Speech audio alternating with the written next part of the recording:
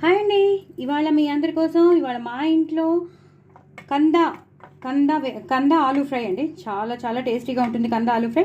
మనం రొటీన్గా వేరే డిఫరెంట్ టైప్స్ ఆఫ్ ఫ్రైస్ చేసుకుంటాం. బట్ నేనైతే నెయ్యి వేసుకుని చూపిస్తాను మీకు. ఫస్ట్ ఆఫ్ ఆల్ చాలా చాలా టేస్టీగా ఉంటుందండి కంద ఆలూ ఫ్రై.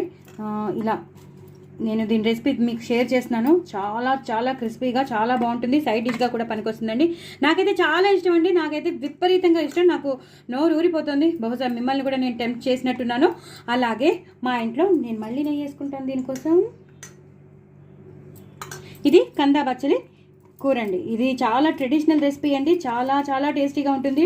ట్రెడిషనల్ రెసిపీ అంటే మనం పెళ్ళిళ్ళల్లో సత్యనారాయణ అలాగే గృహప్రవేశం ఇలా ట్రెడిషనల్ మంచి శుభకార్యాలు చేసుకుంటాం చూసారా, అప్పుడు చేసుకుంటారండి. దీంట్లో గుమ్మడికాయ వడియాలు నంచుకొని తింటారు. చాలా చాలా బాగుంటుంది.